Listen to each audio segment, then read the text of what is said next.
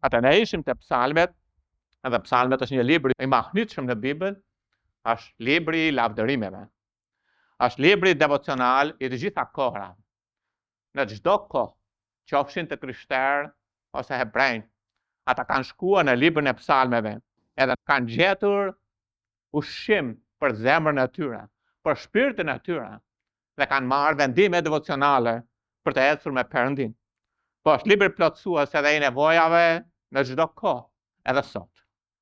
Psalmet janë strehimore për mbrojtje, janë spital për të smurët, janë shlodhje frymërore, janë çlirim për të burgosurit, janë përtëritje, janë mbrojtje për të vejat dhe jetimet, janë udhëzime për shtegun e drejtë, janë drejtje për të kthyer te Perëndia, përfshin gjithçka që kalojmë në jetë. Nga ana doktrinare, psalmet në të gjithë librin e psalmeve kryesisht do të gjeni zbatime për këto tre gjëra. Ose janë lutjet e Izraelit gjatë kohës së mundimeve që do të vinë së shpejti, pasi kisha të rëmbehet, toka do të kalojë një kohë mundimesh përpara se Jezu Krishti të kthehet në ardhjen e dytë, ose do të gjeni kohën kur Jezu Krishti kthehet në ardhjen e tij të dytë, ose do të gjeni mbretërimin 1000 vjeçar të Zotit Jezu Krisht ose të Mesias në Jeruzalem. Ne hymë në psalmin e parë, dhe psalmi i parë është preludi i jetës me bollak, ose i jetës së bekuar. Edhe është vërtet psalmi që vendos tonin. Prelud është ajo pjesë, koncert pianistik, që luhet në hyrje dhe vendos gjithë tonin e koncertit. Edhe Perëndia ka vendosur psalmin 1 në 150 psalmet për të na vendosur tonin, hyrje, dhe në qoftë se merr atë, kupton atë, zbaton atë në jetë, atë ke marrë gjithçka nga 150 kapitujt e psalmeve. Tani psalmi 1 fillon kështu: I bekuar është njeriu, sepse libri i psalmeve na tregon njeriu e bekuar. Libri i Jobit na tregon njeriu e vuajtjes. Libri i fjalëve të urta na tregon njeriu e urtë. Libri i predikuesit na tregon njeriu e botës, dhe libri i kantikut na tregon njeriu hynor. Disa psalmet na tregon për njeriu e bekuar dhe vendos tonin. I bekuar është njeriu. Edhe fillon çfarë të mos bëj, që zgjedh të thotë jo. Është një njeri që së pari fillon të thotë jo. Edhe janë tre gjëra që ai zgjedh të thotë jo. Edhe gjëra e parë është ai zgjedh të thotë jo, ecje sipas këshillës së paperëndishmëve. Thotë jo gjithashtu qëndrimit në stilin e jetës së mëkatarëve, edhe thotë jo përfshirjes në shoqërinë të pashpëtuarve. Ka një progres ose një regres, si ta quani këtë, progres të mëkatit ose regres në rënje. Edhe në fillim është duke ecur, pastaj ndalon, vëzhgon dhe pastaj është ulur bashkë me shoqërinë e botës duke u bërë si bota. Po duhet të ndalosh, duhet të thuash jo. Edhe pastaj vargu 2 thot por dhe kthen 180 gradë që ka kënaqësi në fjalën e Zotit. Edhe Bibla thot por kënaqësia ati është në ligjin e Zotit dhe në ligjin e tij mediton ditë e natë. Ky libër vendos tonin ose ky kapitull vendos tonin. Njeriu duhet të ndrojë kurs, ndërkohë që ka thënë jo, sepse nëse nuk thotë jo, nuk mund të ndrojë kurs, duhet të thotë jo një herë. Por nuk duhet të rrinë në vend, duhet të kthehet tani. Kënaqësia ati, ashtu si gjeni kënaqësi në shumë gjëra, në akullore, në këtë, në atë, në udhime, në gjëra të ndryshme, në një ushqim të preferuar, në sport, kënaqësia ati është në fjalën e Perëndisë. Prandaj Pali na mëson tekstin, bishkrimet vazhdimisht në doktrinën e kishës. Kushtoi, thot Timoteut, leximit, këshillimit, doktrinës derisa të vijë. Dërsa Pjetri na mëson, po si thoshni atë sapo lindur, atë dëshironi qumshtin e pastër të fjalës që të rriten. Dhe ju kujtohet ai emigranti skocez, ndërkohë që punonte, shpërtheu dinamiti edhe humbi sytë edhe gjithashtu edhe ndjeshmërinë e duarve. Dhe një vit më vonë ai u shpëtua. Po kur u shpëtua kishte uri për fjalën e Perëndisë. Edhe ai mësoi alfabeti Braille. Alfabeti Braille është alfabet që shkruan me anë të pjesëve të ngritura. Edhe mund ta lexosh atë duke prekur. Mirë po ati ishin humbur ndjeshmëritë e gishtave dhe nuk mund ta ndjente me gishta. Edhe mënyra se si ai e mësoi alfabeti Braille ishte me anë të gjuhës. Edhe ai e vetmja mënyrë si mund të kuptonte një letër ishte duke e prekur me gjuhë. Edhe ai e lexoi Biblën në jetën e tij vetëm me gjuhë, kapitull pas kapitulli. Nga zana filla tek zbulesa, lexoi 4 herë. Kjo është kënaqësia e tij, është në fjalën e Zotit. Pra po flasim për një njeri që e gjen kënaqësinë në Biblën. Është njeriu i bekuar, njeriu i lumtur. Është mjaft e rëndësishme dhe Vargu vazhdon më poshtë dhe thotë dhe që mediton natë e ditë.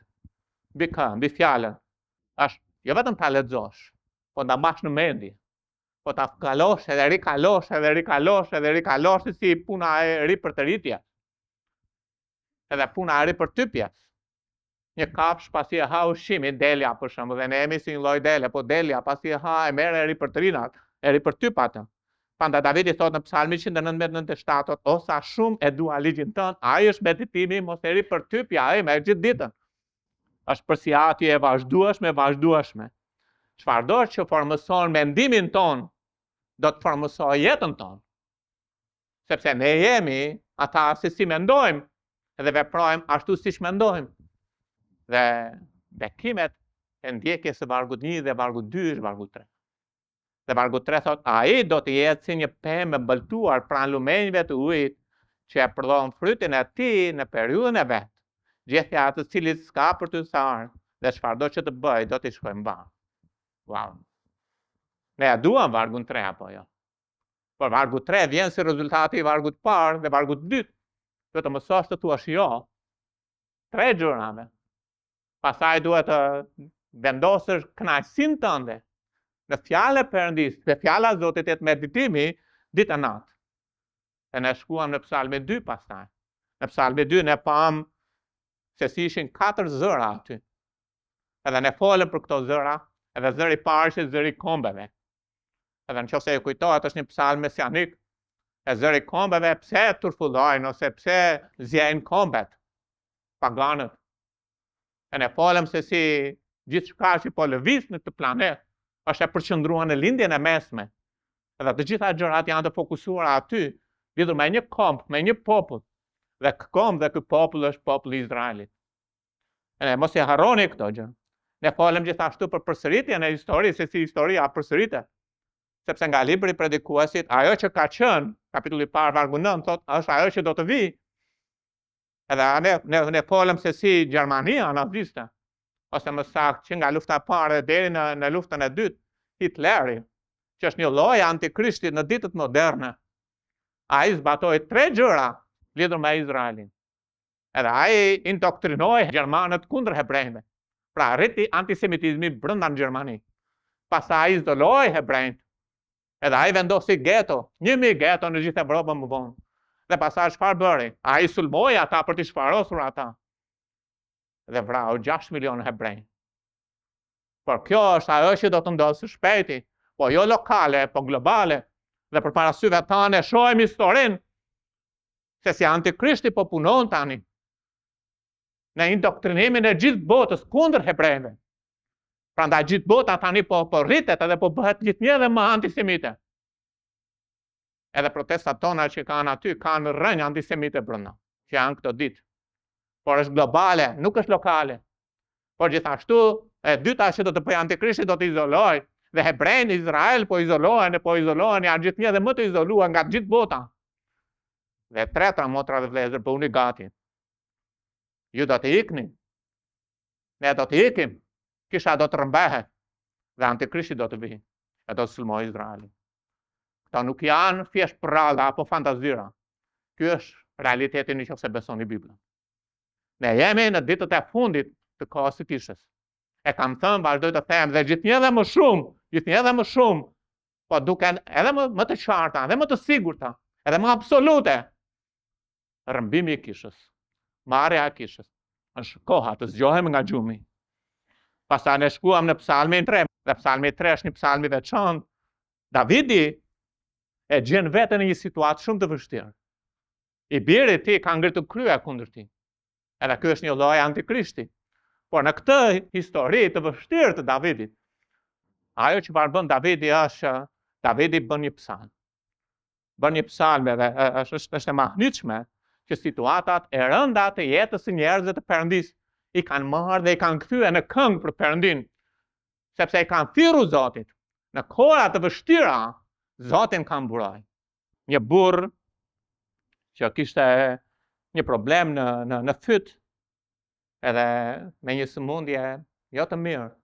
I duhej të kalonte një operacion, mi po operacioni do të bënte të mundur të humbiste zërin, të prisheshin korda. Edhe ai ishte një këngëtar i shkëlqyer në fakt. Edhe përpara se të hynte në operacion, ai tha mjekut: "A ka ndonjë shans që të mund të kem zë mbasi të mbaroj operacioni?" Edhe mjeku nuk u përgjigj, po me kokë i tha jo.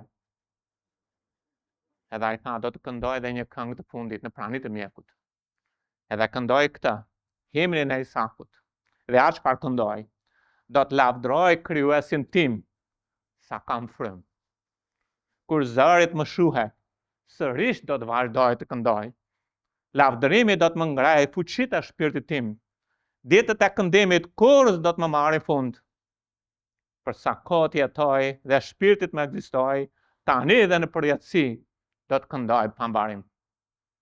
Vetëm një njeri që ka një ecje me Perëndin dhe kupton se kush është Perëndia, edhe gjithashtu është i rilindur, po flas në kontekstin e vjatës së re, është një njeri që mund të marrë situatat e vështira dhe t'i kthejë në këngë dhe jo në akuzë për Perëndin. Edhe dy gjëra janë kryesisht e Psalmi 3, ne i pam ato. Së pari është në kohë të vështira hap zemrën të Zotit. Këtë bëri Davidi. Davidi tha: "Sa të shumt janë armiqtë e mi." Ai shkoi dhe foli me Perëndin edhe ai hapi zemrën te Perëndia.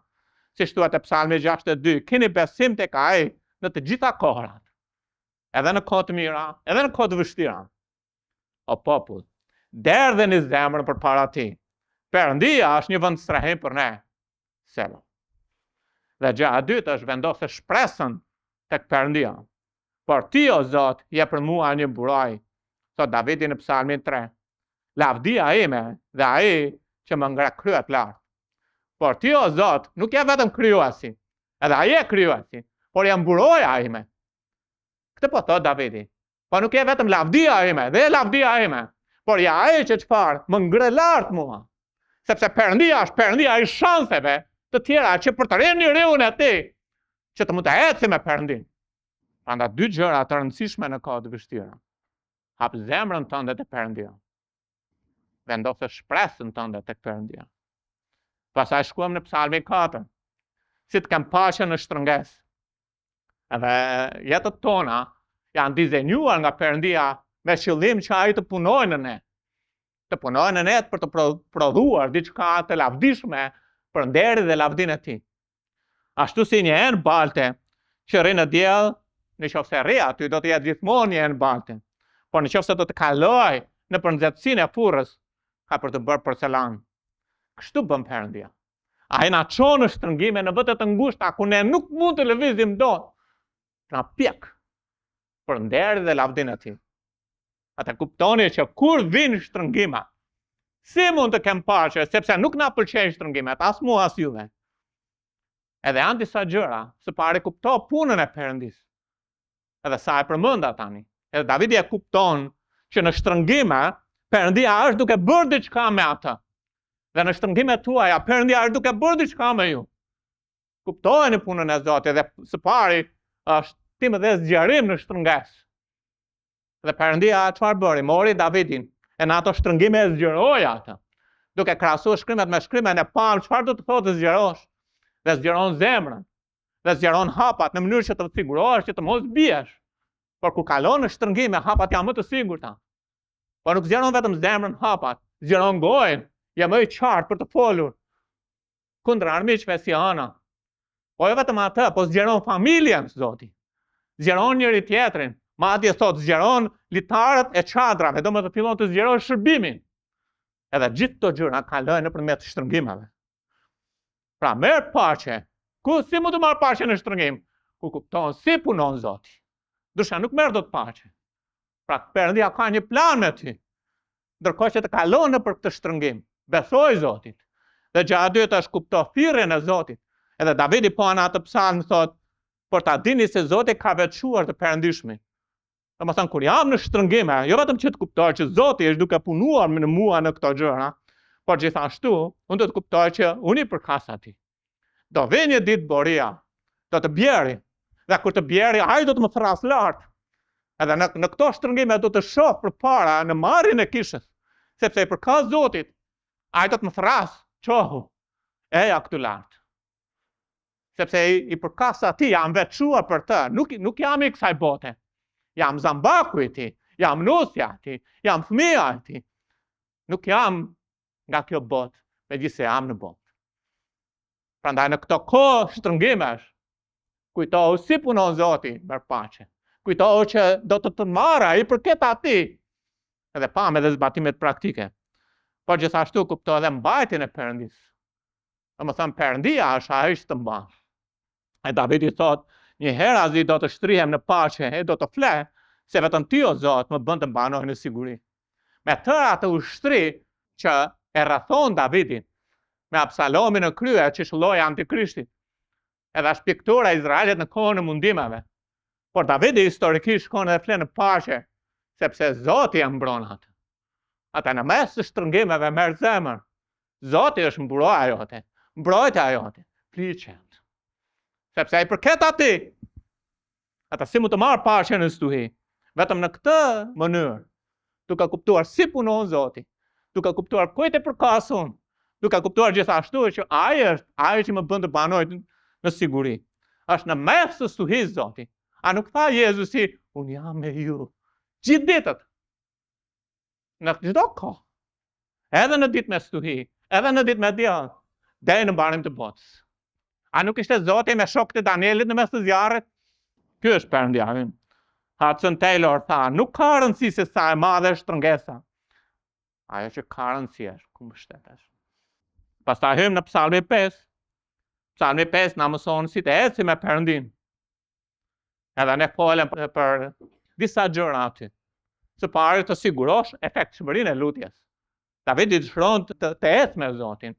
Edhe Psalmi 5 nëse të bëj një pyetje, si mund të ecë me Perëndin? Dhe Psalmi 5 ka përgjigjen. Dhe gjëja e parë nuk thot lutu, po sigurohu që lutjet të kenë efekt. Sepse mund të lutesh, po nuk kanë efekt. Sepse në Psalmin 5, 1-3, e mbyll Zoti atë nëpërmjet Davidit duke thënë, sepse ty do të lutem. Edhe gjëja e parë është që vër veshin fjalëve të mia. Po nuk është që Zoti nuk po dëgjonte, nuk është o Zot më dëgjoj se çfarë po them, nuk po thot atë. Por vër veshin e krahasuam shkrimet me shkrimet, është si një mbret sovran. Ka dy mënyra se si mund të dëgjojë në shtetasit e tij. Nga larg, çka ke për të thënë thuaje, ose kthehet. Ashtu si një baba kthehet te fëmia e tij me gjithë vëmendjen e tij, me gjithë fokusin e tij. Edhe kthehet edhe dëgjon edhe përshpërimin e fëmijës së tij, sepse i jep tër fokusin, tër vëmendjen. E Davidi përpara se të lutet, ai thot Zotit, ktheu nga unë edhe më dëgjoj çfarë kam për të thënë. Më jep vëmendjen tënde. Jo thjesht më dëgjon. Edhe gjithashtu pasaj tregon arsye pse Davidi po i kërkon vëmendjen Zotit. Edhe arsyeja është sepse ai ka meditime. Merri parasysh meditimet e mia. Meditimet tona janë ato që ne jemi. Edhe meditimet e Davidit janë për Zotin, të ëmbla. Edhe janë për fjalën e tij. Dhe për shkak se Davidi është duke medituar fjalën e tij, atëherë do të thotë që nuk është që është në mes të një zhurmë dhe pastaj kemi kohë lutje mirë. Tani do lutem tani. Edhe atë do lutem pastaj kthehem prapë në zhurmë, jo. Davidi është një njeri që kalon kohë edhe jeta e tij, mendimet e tij, meditimet e tij janë përpara Zotit. Edhe thotë, "Shikom o Zot, si jam unë." Pastaj thotë të treti, thotë, "Ma jep atë. Ma jep tani." Edhe duke sikur ai i kërkon Perëndis, po urdhron Perëndit ta jap, por ka një farë logjike. Sepse ai po i thret Perëndis në konfidencë, i thotë, "Hidhi syt mbi mua, aty jam fëmia yt." Kështu të thoshte një krishter, "Shikoj Zot meditimet e mia, edhe më shikoj nga brenda. Unë jam i pastër përpara teje dhe jetoj në praninë tënde dhe për ty. Kam kënaqësi në fjalë, meditoj mbi ty." Edhe gjithashtu ma jep, siç thuhet tek e para Gjonit, që nëse kërkojmë sipas vullnetit të tij, sepse vullneti i tij është plotësisht në mendjen tonë, edhe çfarë bën? Ne kërkojmë gjërat që kërkojmë me vullnetin e tij. Ne i kemi thot. Edhe thot, dëgjoj zërin. Dëgjoj zërin nuk është që dëgjoj zërin, por bani mend, dëgjoj zërin e popullit, i tha Zoti Samuelit, jepu mbretin. Dëgjoj zërin është ma jep. Prandaj gjëja e parë është përgatitjen për lutje që të jetë efektshme. Edhe shumë e rëndësishme të them Zoti, Zot, ktheu nga unë, po pse të kthehem? Ja ku jam I hapur. Pastaj gjëja tjetër është garanto marrjen e zotimeve. Davidi vendos thot, sa për mua, ai do të ecë me Zotin. Si të ecësh me Perëndin? Nuk mund të ecësh me Perëndin nëse nuk merr zotime përpara Perëndis. Davidi merr zotim përpara Zotit. Tani, kur ne shikojmë shkrimet, ne vëmë re që njerëzit marrin zotime para Zotit. Bibla thotë, Zanafilla 28:20, dhe Jakobi bëri një zotim, pastaj thuhet Izraeli ju zotua Zotit, pastaj thuhet Ana bëri një zotim, e para Samuelit 1:11. Pra ne kemi njerëz të Perëndis që bëjnë zotime. Tani të predikuesi thuhet, më mirë të mos marr zotime se sa të mos I mbash. Kjo është në rregull. Po është në rregull kjo me Zotin? Kaq, nuk është në rregull. Sepse Zoti ynë kërkon të marrim zotime nga ai. Nuk mjafton që mirë, nuk po marr zotime sepse nuk I mbaj dot ato. Kjo nuk mjafton përpara Perëndis, sepse Bibla thotë që shikoni te ligji për të rirë 12, janë 5 gjëra që Perëndia I kërkon Izraelit.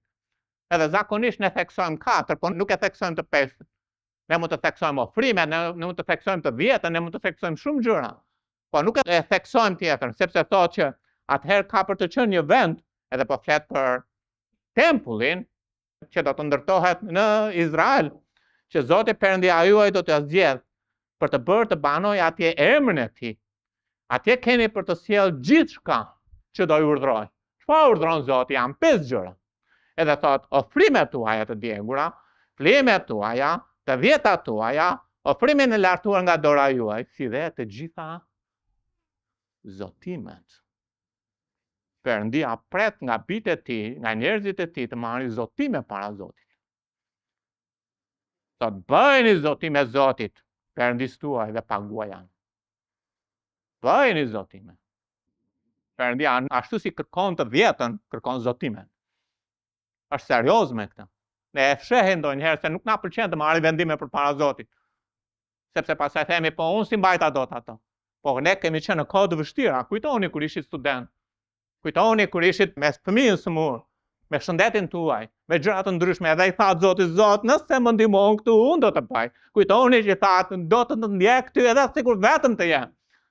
Pagua janë ato që bët. Sepse Zoti kërkon zotime. Është një mbret I madh. Ai dha gjithë jetën për ne dhe pret që ne të përgjigjemi të japim jetën tonë atij. Prandaj Davidi merr vendime dhe merr 2 vendime. Sa për mua, nuk thot dhe shtëpinë time, po mori vendim individual. Sa për mua, dhe shtëpinë time tha Jozueu. Po Davidi thot sa për mua, 2 gjëra. Unë jam në shtëpinë e Zotit. Të vish në kish është çështje zotimesh. Kaq është. Është zotim.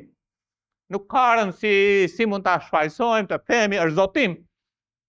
Nuk është a kam kohë të lirë, s'kam kohë të lirë, është zotim. Është sakrificë, po, por zotim. Unë jam në shtëpinë e Perëndis sepse I zotohem Zotit tim. Jam atje ku është ai. Ai është në shtëpi, unë shkoj në shtëpi, jam fëmija e Tij. Edhe dini shtëpia e Perëndis është kisha e Perëndis. Po kur vjen në shtëpi, thot do vi me morinë e mëshirave, thot Davidi. Sepse të shkoje në tempull, kur Perëndia është I shenjtë, ende Zoti është I shenjtë, thot po të shkoje në dhjetën e vjetër, të përballesh me Perëndi të shenjtë, por nuk shkoje në tempull për shkak të shenjtërisë së Tij që ende Zoti qëndron I shenjtë, po shkon për shkak të mëshirave të Tij. Edhe ne vim këtu nga mëshirat e Zotit me gjithë problemet që kemi kaluar gjatë javës në këtë botë. Nuk vim sepse jemi të denjë, vim nga moria e mëshirave të Tij që janë në Krishtin Jezus Zotin tonë. Edhe gjëja e dytë që Davidi zotohet është do adhuroj Zotin. Do adhuroj Zotin. Edhe adhurimi është I hapur Zotit atë që është çmuar. Prandaj ne vim këtu dhe I këndojmë Zotit ton. Pse? Është zotim. Prandaj jam këtu në 10 pa 5, sepse është zotim. Bëjeni zotim e Zotit. Bëjeni dhe bëjeni, thotë. Paguajani Zotit. Po jo është më mirë të mos marrë zotime. Jo, nuk është ashtu. Nëse e merr zotimet, mbaj. Por nëse vetëm kapesh tek ajo që është e predikuesi që shjeta në ndjell, thjesht nuk e kuptuar tërësinë e gjithë Biblës. Sepse Bibla kërkon, Perëndia kërkon 5 gjëra. Një nga ato është bëjeni zotime Zotit. Edhe thot sa për mua, thot Davidi, sa për mua, Unë jam në shtëpi. Sa për mua, unë do adhuroj Zotin. Pastaj thot, më udhëhiq o Zot. Davidi tani është dorëzuar, sepse të ecësh me Perëndin nuk mund të thuar Zot, hajde në shtegun tim. Unë do ecë me Zotin, më udhëhiq o Zot. E ka dorëzuar vullnetin e tij, ka dorëzuar dëshirat e tij, ka dorëzuar planet e tij, Zot, nga do më çosh. Ja, më e bukur që mund t'i ndodh një fëmijë të Perëndis të t'i thot Zoti më udhëhiq. Ju kujtohet Davidi, kur Davidi ishte në Ciklag, dhe e gjeti Ciklagu të djegur, ai ishte një luftëtar i regjur. 600 burra që ishin me të ishin luftëtar të regjur. Edhe ai nuk gjeti gruan e tij, nuk gjeti familjen e tij aty. Po edhe ata shokët e tij nuk gjetën familjen e vet. Dhe çfarë bërën? Ata nuk vrapuan me vrap, që të mund të ndiqnin ata sepse nuk i gjetën aty. Edhe pse gjurmët ishin të freskëta. Davidi dorëzuar tha, vetëm një çmendur mund të bëj këtë, dhe një njerëz që është dorëzuar te Zoti. E Davidi dorëzuar tha, ata ndjek këtë band, Zoti tha ndiq. Edhe një njeri për ullur të Perëndia që kërkon të ecë me Perëndin, thot, më udhëhiq, më drejto Perëndi. Të ecësh me Zotin, përgatit veten për të lutur. Të ecësh me Zotin, do të thot marrësh zotime. Të ecësh me Zotin, do të thot të kërkosh ati udhëheqje. Dhe pastaj shkuam në Psalmi 6 në folëm për rimëkëmbjen. Edhe rimëkëmbja është themeli i një jete të përditshme me Perëndin. Sepse Psalmi 6 është një psalm pendimi. Është një psalm ku Davidi është larguar nga Zoti, edhe ai kthehet te Perëndia. Edhe mënyra se si kjo ndodh është përmes Psalmit 6, që ai pastaj fillon të flasë me Zotin ndërkohë që është kthyer, edhe po kthehet te Perëndia. Psalmi 32 vargu 5 thot, e pranova mëkatin tim ndaj teje. Ky është një psalm pendimi. Është pendohem ku jam për mëkatin dhe kthehem përpara. Dhe nuk e kam fshehur pautësinë time. Unë thash do t'ia rrëfej Zotit shkeljet e mia dhe t'i falë pautësinë e mëkatit tim. Themeli i rimëkëmbjes është pendimi. Jeta krishtere duhet karakterizohet një jetë pendimi të vazhdueshëm vazhdimisht. Çau në mëngjes thuaj Zot më udhëhiq o Perëndi. Edhe nëse shkon në darkët, edhe nëse ke mëkatuar, edhe nuk ka ndonjë gjë jo normale që të ndodh që të mëkatosh. Nuk po them që duhet ecim në mëkat, por jeta krishtere është një proces shenjtërimi. Edhe nëse unë shkoj në darkë të Zotit, them Zot kam mëkatuar, mendimet e mia nuk ishin në rregull, më fal, apo kur kujtoj dhe fryma e shenjtë më bind që mendimet nuk ishin në rregull, kërkoj falje, atë po pendohem, po kthehen. Është themel i jetës, dhe pasaj vazhdon dhe çon në një proces shenjtërimi me Perëndin. Por pendimi rregullon bashkësinë tonë me Zotin. E duhet të kuptojmë që ne folëm për pendimin e njerëzve të pashpëtuar dhe pendimin e njerëzve të shpëtuar janë dy gjëra të ndryshme. E ndonjëherë ne mund t'i ngatrojmë këto, edhe kur ndajmë ungjillin me njerëzit, apo kur flasim me njëri tjetrin, ne u kërkojmë të njëjtin pendim, por është gabim.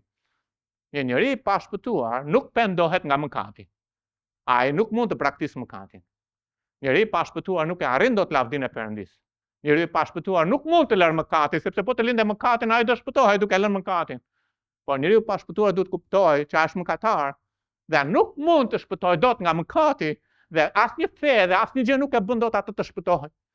Dhe Zoti sigurohet në rrugë shpëtimi, atëherë pendohet edhe i lë të gjitha këto gjëra që mendoj që mund të më shpëtojnë, të përpiqem të mos mëkatoj, të përpiqem të lë mëkatin, të besoj kësaj feje ose asaj feje, të përpiqem të bëj vepra të mira, i lë të gjithë këto gjëra dhe kthehem dhe besoj në rrugën e Perëndis. Ky është të besosh në shpëtimtarin. Është kthim te Perëndia për shpëtimin e shpirtit. Të ndrosh mendje për gjithçka ku mbështetesh. Feja, përpjekja, veprat dhe të kthehesh nga kryqi duke besuar në Jezu Krishtin për të shpëtuar. Por pendimi i njeriu të shpëtuar është praktik. Pendimi i njeriu të pashpëtuar është pozicional. Tani pendimi ynë është të kthehemi nga mëkati. Të kthehemi nga mëkati, që të rivendosim marrëdhënien tonë. Pra ta braktisim mëkatin, edhe të kthehemi te Zoti. Dhe kjo praktisja e mëkatit, kuptoni, nuk bëhet që të mbash shpëtimin. Praktisja e mëkatit është të rregullosh marrëdhënien me Zotin. E ne folëm arsyeja e rimëkëmbjes. Cila është arsyeja? Sepse në vdekje nuk ka kujtesë për ty, kush ka për të falendëruar në varr. E Davidi thot, Zot, unë jam penduar, edhe po kthehem te ti.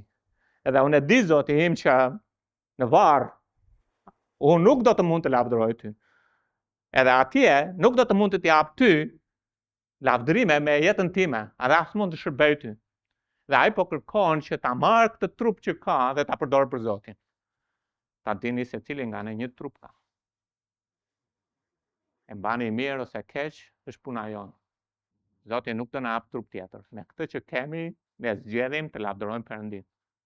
Arsyeja faktikisht pse Davidi thotë sepse mëkati, kur ai ka qenë larg Zotit, ka sjellë ca pasojë mbi jetën e tij. Sepse Davidi thotë, shërom Zot sepse jam i dobët. Ai ka probleme me jetën e tij frymërore. Nuk është në gjendje ti thotë jo të mëkatit, është i dobët. Po ka probleme gjithashtu me shëndetjen e tij sepse thotë kockat e mia po vuajnë. Dhe ka probleme gjithashtu edhe me anën emocionale, me gjendjen e brendshme sepse thotë shpirti im po shqyhet. Pra ka probleme psikologjike. Sepse kur largohemi nga Zoti, të tëra këto na shoqërojnë. Sepse ka dy gjëra. Ose do të dëgjojmë zërin e fjalës së Zotit që na çorton me fjalë, edhe kthehemi, pendimi është baza. Ose nëse nuk kthehemi, do vemi atje tek kasollja e derrave, ku derisa të vim në vete të kthehemi nga Zoti. Edhe Davidi po thotë Zot, do kthehem tek ti. Edhe dua që me këtë trup që kam të lavdëroj ty. Më shëro Zot. Prandaj është mjaft e rëndësishme arsyeja. Dhe fuqia e mëkambja thash. Ai është në gjendje tani të thotë jo. Davidi është kthyer, e Davidi thotë largohuni nga unë. Edhe unë nuk merrem me mëkatin, nuk merrem me mëkatarët, nuk merrem me gjërat e kësaj bote. Unë kam një qëllim tjetër në jetë. Davidi është kthyer. Te Jeremia 30:17 thotë sepse unë do të rimëkëm shëndetin dhe do të shëroj nga plagët e tua, thotë Zoti, sepse të thrasin i degdisuri, duke thënë ky është Sioni për të cilën pyet askush. Kështu thotë Zoti, a unë do të sjell përsëri të robëruajt e çadrave të Jakobit dhe do të kem mëshirë për vendbanimet e tij. Pra Davidi ka ardhur në vetë, është kthyer te Zoti, është shuar, nuk po them që në qoftë se një njeri do të vuajë fizikisht, kjo do të thotë detyrimisht është pasojë e mëkatit. Nuk po them atë. Timoteu kishte probleme, Trofimi kishte probleme, njerëzit në Bibël na tregojnë që kanë probleme. Por po them që nëse largohesh nga Zoti, Zoti do të bëj çmos, të ndikojë në jetën tënde, që të kthej ty në marrëdhënie me Zotin. Janë dy gjëra të ndryshme në këtë. Prandaj mos e lër mëkatin të parrëfyer dhe të papraktisur, apliko gjakun e Krishtit në jetën tënde përmes pendimit duke u rikthyer te Perëndia. Është baza. Nëse doni me të vërtetë të mësojmë këtë gjë në jetën tonë, kemi mësuar shumë. Në fillim, Zoti të kujton, mos e bëj këtë veprim. Edhe pastaj ti pendohesh, edhe thua e bëre, më fal. Pastaj është proces shenjtërimi. Pastaj veprimi ngelet në mendime. Është proces shenjtërimi. Zot më fal, sepse e vërtet nuk e bëra. Faleminderit, po e mendova. Pastaj kalon një proces tjetër. Jeta me Zotin ose jeta krishtere e hetësh me Perëndin nuk do të thotë që je i pamëkat. Do të thotë që ti kalon një proces shenjtërimi hap pas hapi, ditë pas dite. Dhe baza e këtij procesi shenjtërimi është pendimi. Rrëfimi i mëkatit më njëherë. Praktisja, rrëfimi, praktisja. Kalon nga një shkallë në një shkallë tjetër shenjtërimi. Prandaj thuhet nëse i rrëfej mëkatet tona, ai është besnik dhe i drejtë, që të na i fal mëkatet dhe të na pastrojë nga çdo paulësi. Edhe nëse mbani mend, folë pak për pikturat në dhjetën e vjetër që prifti në mënyrë që të mund të pastrohej kishte 3 aplikime të gjakut, tek veshi, tek gishti edhe tek gishti i këmbës. Gishti i madh i dorës, veshi i djathtë, gishti i djathtë dhe këmba e djathtë. Të gjitha këto kanë një domethënie. Me veshin të pastrosh gjërat e brendshme, gjërat që hyn në tempull. Me dorë të pastrosh gjërat që ti shërben, që bën, sepse ka të bëjë me veprat duart. Dhe me këmbët pastrosh ecjen tënde me Zotin. Por nëse aplikon gjakun, janë në rregull. Prandaj sa herë që fryma e shenjtë ju kujtoni juve një mëkat, ndaloni, rrëfeni, praktiseni. Aplikoni gjakun në jetën tuaj. Bëjeni pjesë të jetës. Kjo është rimëkëmbje. E ne folëm gjithashtu se Levitiku na tregon edhe fazat e mëkatit si ecin nëse ne nuk merremi me mëkatin. Pra nëse ne nuk aplikojmë gjakun dhe nuk aplikojmë procesin e pendimit në jetën tonë menjëherë. Dhe se fillim, çfarë ndodh? Lebra që shëlloi mëkatit shfaqet në mish. Edhe është pjesë e asaj që mëkati në fillim në jetën tonë është i brendshëm. Sepse asnjëri nuk bën mëkate të jashtme pa menduar një herë nga brenda. Po kur ne merremi me mëkatin e brendshëm, mëkati nuk avancon. Dhe është procesi i pendimit, është procesi i shenjtërimit, dhe është procesi që na rregullon të kemi bashkësi me Zotin. Po nëse nuk pendohesh dhe nuk merresh me mëkatin dhe nuk aplikon gjakun e Krishtit që në mendime, që në pjesën e brendshme, mëkati avancon. Edhe Bibla thotë Levitiku 13:51 thotë lebra përhapet në petk ose në rroba. Domethënë tani mëkati është i dukshëm, është i jashtëm. Edhe ti shikon te një krishterë që ai është duke mëkatuar. Arsyeja pse ka shkuar aty është sepse nuk ka aplikuar gjakun që në mendime. Nuk ka aplikuar pendimin që në mendime. Nuk është marrë me mendimet që aty t'ja rrëfej Zotit. Egoizmin e ti, smirën ti, lakmin e ti, gënjeshtrën, vjedhjen, çfarëdo gjë që të mund të jetë. Sepse askush nuk vodhi pa menduar apo jo. Mendoj një herë pastaj vodhi. Edhe kur ne aplikojmë këtë, nuk dalin. Po kur dalin ato, atëherë do të thotë që nuk kemi zbatuar atë rimë këmbje frymërore që ka si bazë pendimi. Edhe nëse ne nuk merremi me mëkatin edhe vazhdojmë ta lëmë, mëkati bëhet më gryes, avancon më lart. Edhe avancon te Levitiku 14 thotë 44, atëherë prifti do të vijë ta vrej, dhe anëse plaga është përhapur në shtëpi, ajo është lepër gryese brenda shtëpisë. Domethënë, mëkati do të vijë nga brenda. Nëse nuk merresh me të, do të dalë jashtë në veprat e tua, në sjelljet e tua, mënyrën si jeton, mënyrën si vepron, mënyrën si flet, mënyrën si ecën, edhe është e dukshme, nuk ke një jetë e një shenjtori, ke një jetën e një mëkatari si bota. Dhe në qoftë se ti e lë dhe nuk aplikon gjaku, nuk merresh me të, s'të bën përshtypje, Bibla thotë, do të prish familjen tënde. Do të shkatërroj familjen. Prandaj ne duhet të merremi me mëkatin. Prandaj është mjaft e rëndësishme të kuptojmë që baza e rrymëkëmbjes është pendimi. Prandaj unë do të gjykoj shtëpia e Izraelit, thot Zoti. Çdo njeri sipas udhëve të veta, thot Zoti Perëndi. Pendohuni dhe ktheuni nga tërë shkeljet tuaja, që paudhësia të mos jetë rënimi juaj.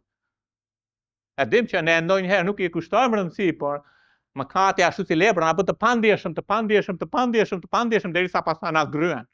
Po pastaj kontaminon të tjerët, edhe pastaj të tjerët, e pastaj gjithë familja prishet. Dhe kthe në fund të jetës e thua, kam shkatërruar familjen. Është çështja e kohë. Lebra nuk avancon më njëherë, por avancon.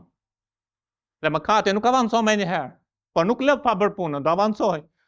Prandaj Zoti është pra natyre që janë të një zemre të thyer dhe ai shpëton ata që janë të një frymë të penduar.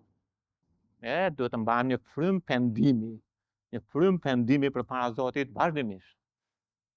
Në çdo moment, në çdo kohë. Edhe pasaj ne shkuam në Psalmi 7 javën e kaluar.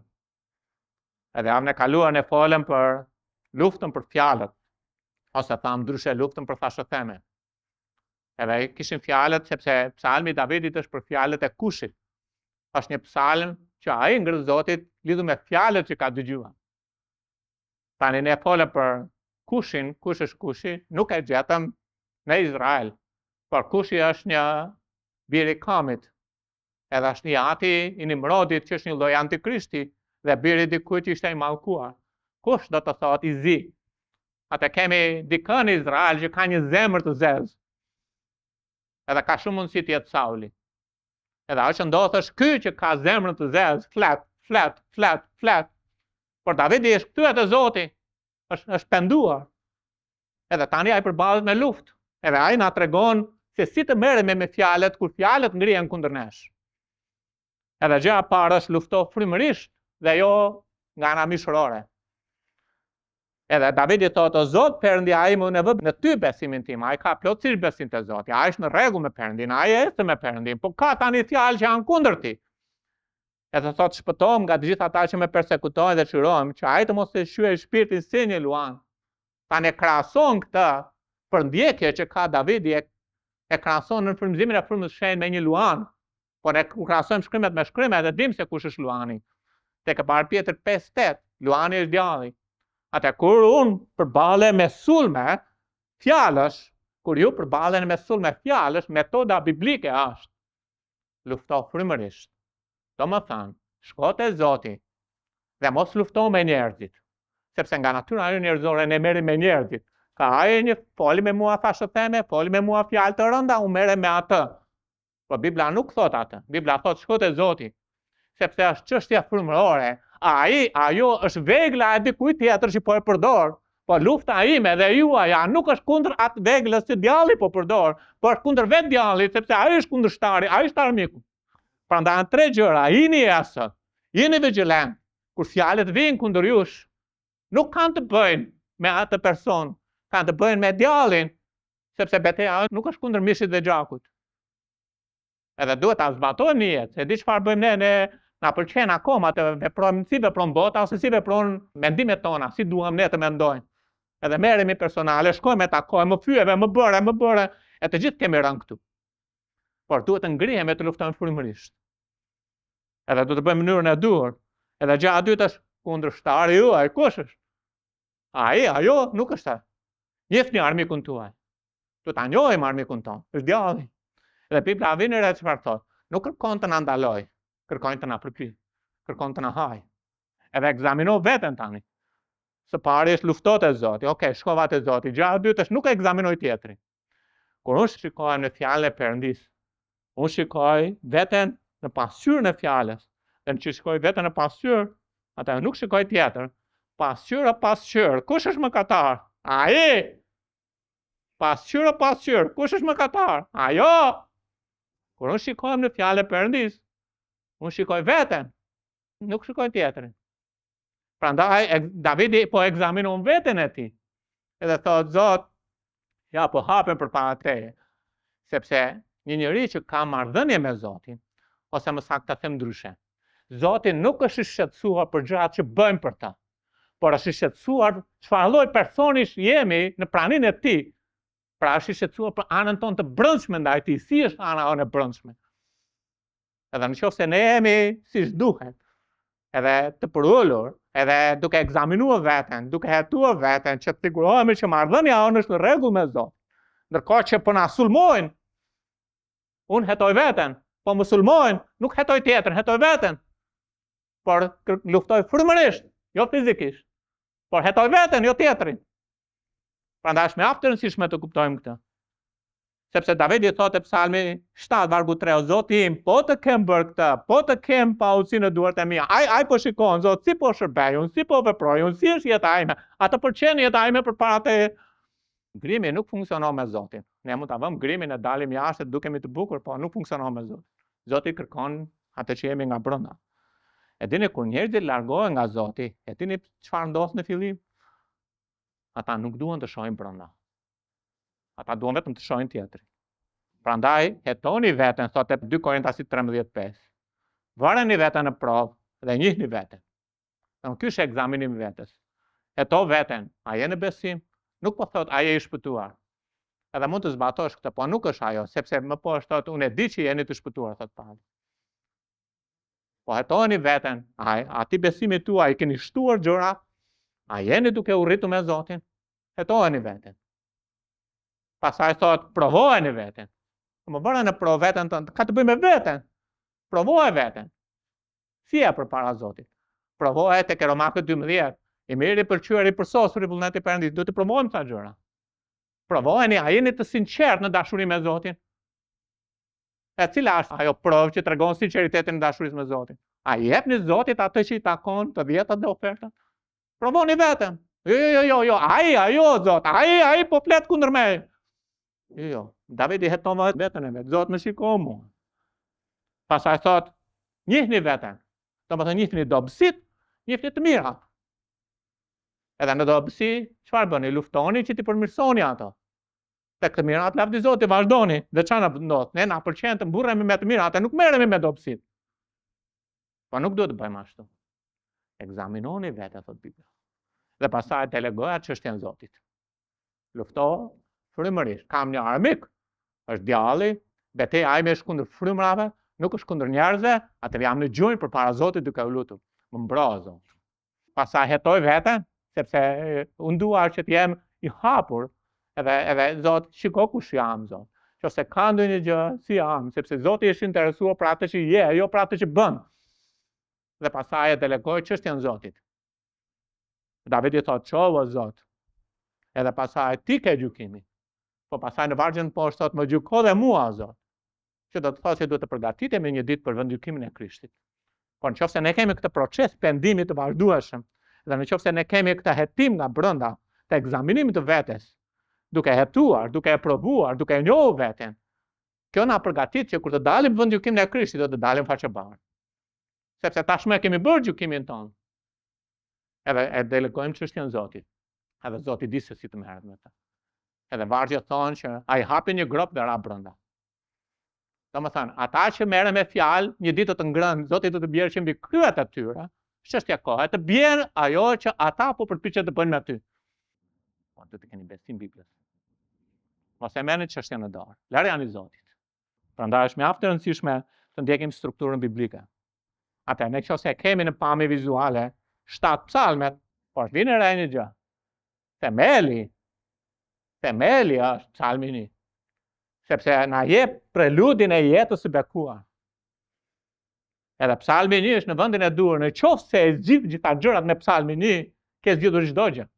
Shpesh herë ne devijojmë nga psalmi 1, edhe kalojmë në ato, derisa pastaj Zoti na kthen prap këtu.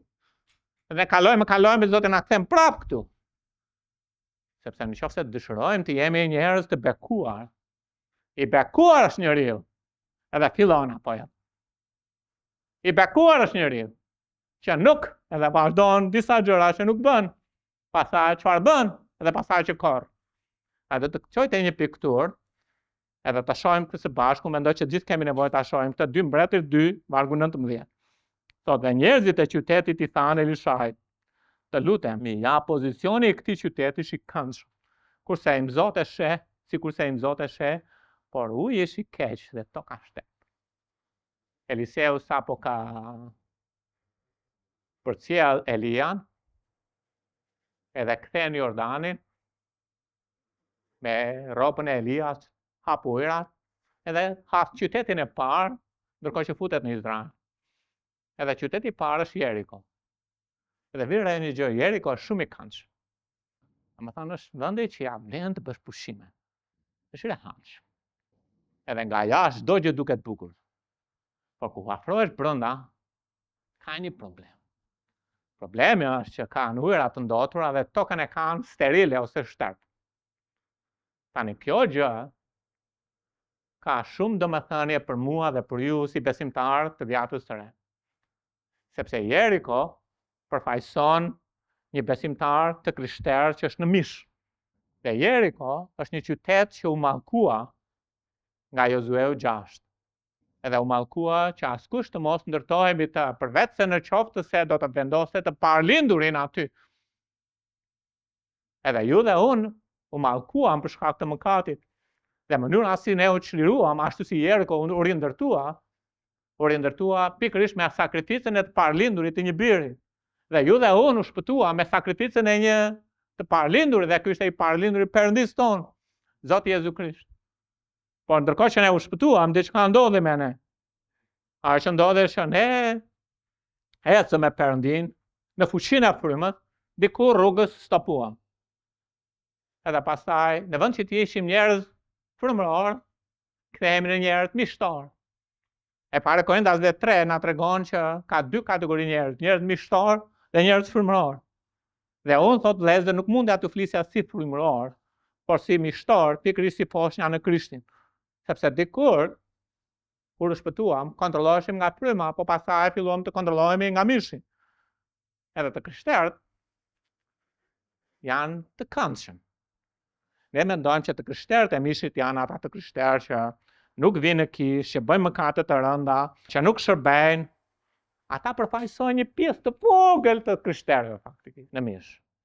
Të krishterët në mish janë të krishterët që vinë në kishë, shërbejnë, janë të këndshëm, mund të rish rehat me ata, dhe nëse rri me ata shumë e mirë sepse nuk janë si bota, por kur afrohesh më afër, ka një problem. Problemi është janë steril. Janë pa fryt. Janë të ndetur. Nuk kanë jetë. Nuk kanë ujëra të freskëta. Prandaj kur kupton këtë, mendoj që kjo histori na ndihmon shumë.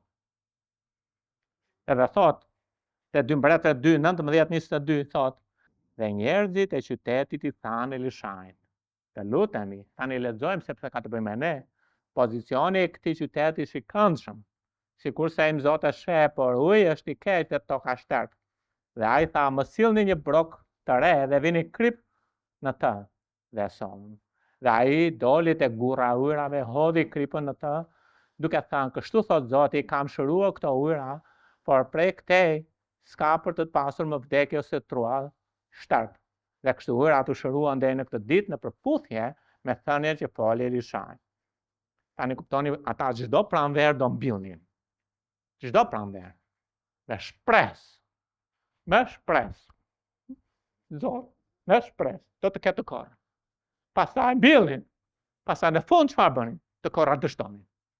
S'kishte fryt. Vinte prap viti. Prap me shpresë. Merrni përkushtime. Ta kthejmë nga ana jonë. Ka një kohë konferencë, ne marrim vendime. Do jetojmë drejt për Zotin, do bëjmë këtë, do bëjmë atë. Zoti na flet. Edhe ne marrim përkushtime. E themi do jetë viti i mbar, do jetë i frutshëm. Edhe vazhdon vin, shterp. Vazhdon viti tjetër. Bjellin ata në Jeriko prap. Edhe ne vazhdojmë prap. Marrim vendimet tona, marrim përkushtimet tona. Dhe në fund pastaj çfarë ka? Shterp. Nuk është çështja e mbjelljes problemi. Problemi është diku tjetër. Prandaj ka shumë rëndësi të kuptohet piktura. Sepse zgjedhja është kripa.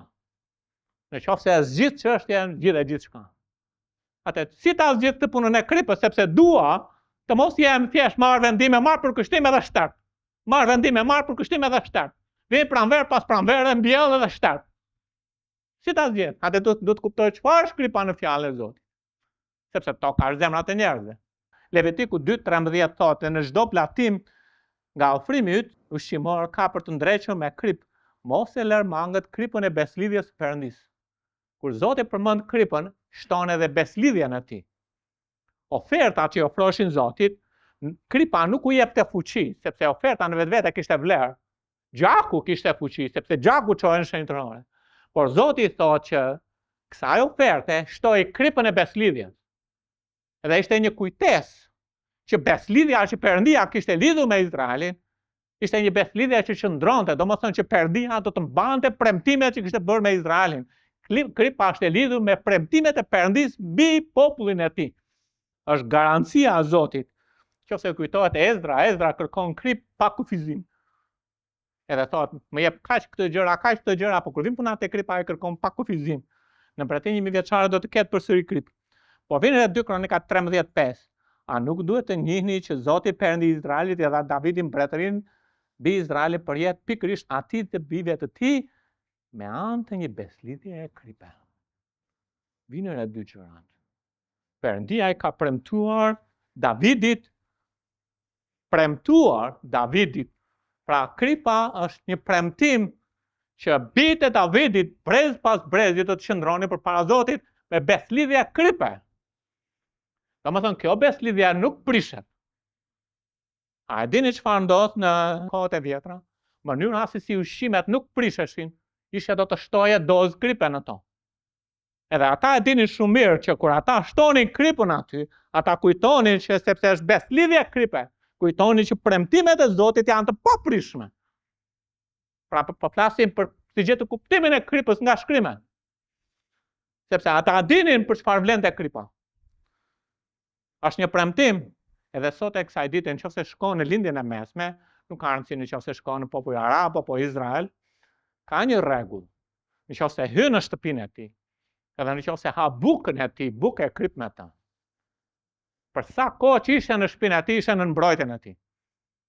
Nuk mundet të tradhtonin atë. Edhe ai do bënte luftë si për të shpëtuar veten e tij, do të shpëtonte edhe atë mikun që me cilin kishte ngrënë bukë e krip. Sepse është një beslidhje, është si një lloj beslidhje. Tani kur flasim me fjalën e Perëndis për paprishmërinë, ne e gjejmë tek Hebrejnë 1:2-3. Gjithashtu ai bëri botët i cili Jezusi duke qenë shkëlqimi i lavdisë së tij Dhe shëmbëllimi skalitur të personit të tij dhe duke i mbajtur lart gjithçka në fjalën e fuqisë së tij. Pra mënyra se si Zoti e mban universin, që të mos shkatërrohet, që të mos bjerë, që të mos iki, është me anë të fjalës. Mënyra se si ushqimet mbashin është me anë të kripës. Beslidhjen që Zoti i bëri me Davidin që quhet beslidhja kripe, pra një beslidhje që mbahet, që qëndron, që nuk prishet, që nuk ikën, që nuk kalon. Kjo është logjika e gjërave që Zoti përdor kripën. Ata duan, thot tek 2 Pjetër 3:5-7, thot ata duan me vullnet të jenë të paditur për këtë gjë se me anë të fjalës së Perëndis, që ishin qysh nga lartësia dhe dheu që janë tani ruhen. Nga ruhen. Me anë të njëjtës fjalë, konteksti është fjala e Zotit. Pra fjala e Zotit është garancia që Perëndia do të mbajë premtimet. Fjala e Zotit është kripa që e bën të mundur që gjërat të qëndrojnë. E kuptoni për çfarë po flasim? Dhe Zoti e quan beslidhja e kripe. Beslidhja që bëri me Izraelin, beslidhja që bëri me Davidin. Është garancia e sigurisë së premtimeve. Te Mateu 5:13, Jezusi thotë, ju jeni kripa e botës. Por gjithashtu, Pali thotë, ju jeni letra jonë. Domethënë, i krishterë është një Bibël që lexohet nga të gjithë njerëzit. Kështu e ka dizenjuar Zoti.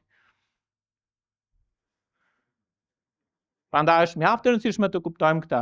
Te Kolosianët 2 thuhet të folur tuaj të jetë ndreshur me krip. Pra bazuar mbi premtimet e fjalës së Perëndis, mbi sigurinë e fjalës së Perëndis, mbi paprishmërinë e fjalës së Perëndis. Te Marku thotë, keni krip brenda. Pra diçka që ta marrësh ta fusësh brenda, keni krip, merreni atë e futeni brenda.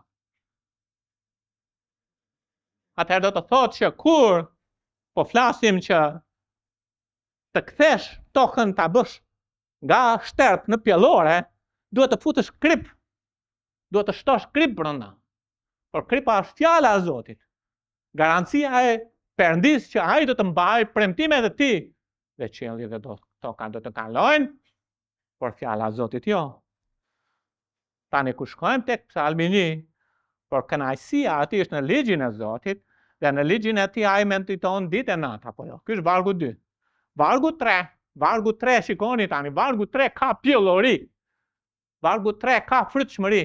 Vargu 3 tregon që në gjithë shka që bën do të ketë mbarësi. Dhe vargu 3 vjen si rezultati vargu 2. Dhe vargu 2 çfarë ka doza të mëdha kripe brenda. E bëni lidhjen apo jo? Pra do të thotë që kënaqësia aty është në fjalën e Zotit. Meditimi i tij është mbi fjalën e Zotit. Dhe për shkak sepse Zoti tha keni krip, keni krip, keni krip. Atëherë do të thotë do të marrësh kripën ta fusësh brenda. Në mënyrë që çfarë? Të mund të garantosh vargun 3. Te Gjoni 7, ujërat gjithashtu janë të ndenjura. Ku njëri është në mish, nuk vepron fryma shenjtë, vepron mishi. Po Bibla na tregon që njerëzit janë gjithashtu krahasuar me ujërat. Ujërat janë krahasuar me njerëzit tek Zbulesa 17.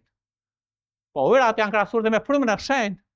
Atë kur unë marr krip dhe vendos brenda, del ujë i gjallë. Po është e lidhur me besimin. Sepse nëse besoni, thotë do të ketë ujë të gjallë. Ne kemi frymën e shenjtë, por për shkak se jemi në mish, atëherë ujërat janë të ndenjura. Po kur ne shtojmë dozë kripe brenda, Bibla thotë që besimi vjen nga dëgjimi, Romakët 10:17, dhe dëgjimi vjen nga fjala. Atë duke shtuar dozë dëgjimi, besimi im rritet.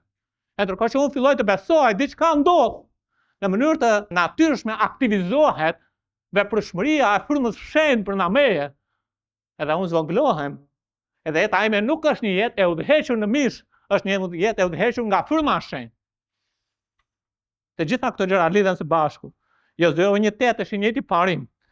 Ky libër i ligjit të mos largohet prej gojës sate, por të meditosh, thot, mbi të ditë e natë. Edhe pasaj, atëherë ke për të pasur sukses. Përsëri suksesi, garancia për të pasur pjellori, frytshmëri, begati, sukses, është e lidhur ngushtë me çfarë? Me sasinë e kripës që shtim brenda.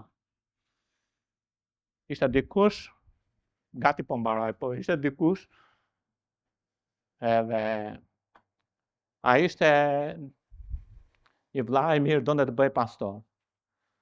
Edhe shkoj në një vend ku trajnoheshin, edhe ajo që po mësoj ishte në seancën e parë, si të vishin karrikat, si të priste njerëzit, si të bënin këtë ose atë gjë, sa gjëra teknike. Edhe ai shkoi dhe i tha Zotit, Zot, do të bëj diçka që ka vlerë. Qëse ky është shërbimi, unë nuk e kuptoj, më ndihmo të shërbej ty. Ndërkohë që shkoi herën e dytë, prapë ju dukën gjëra të kota dhe po kërkonte çfarë Zoti kishte. E dikush i tha, kam gjetur një premtim në fjalën e Perëndis. Është Psalmi 1, vargjet 1 deri në 3.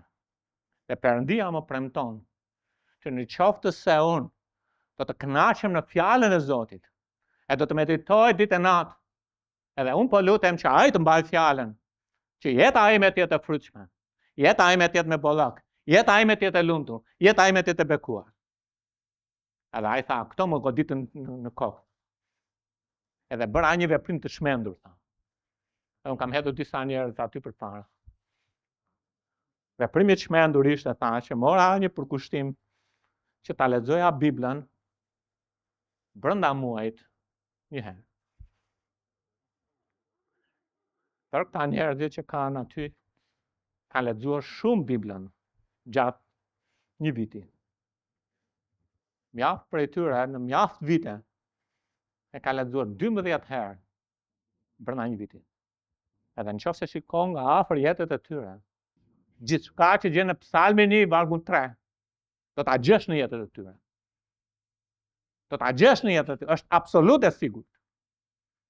E nuk po them që do të marrësh këto vendime ekstreme, por dua të them që në qoftë se thjesht lexoj një kapitull, edhe mezi pres të lexoj kapitullin të mbaroj, domethënë fjala nuk është kënaqësia ime, apo të lexoj gjysmë kapitulli, apo të lexoj sa për të karuar radhën, apo unë jam shumë larg. Është si puna aty do të hedh një kokër kripe. Por unë dua të sigurohem që të kaloj kohë me Perëndin. Të marr dozë kripe të fus në jetën time, sepse dëshiroj që të përmbushet Psalmi 1 vargu 3. Folëm për tonin që vendos bekimin në jetën tonë, motra dhe vëllezër. Dhe toni që vendos bekimin në jetën tonë është fjala e Zotit e futur në brenda nesh. Dhe ajo që ka sulmuar djale më shumë se kur jeni vigjilent në jetën tuaj për këto 6 muaj që kur e pam Psalmin 1 në janar, është fjala e Zotit, apo jo? A jemi të krishterë frymëror apo mishërar? Nuk them a jemi të këndshëm, të gjithë jemi. Unë jam mirënjohës Zotit për këtë kishë, ne jemi të këndshëm, jemi shumë të mirë, ne jemi të dashur, më pëlqen. Pyetja është, a jemi pjellor? Nuk e kam për të gjykuar, e kam për të qenë siç duhet.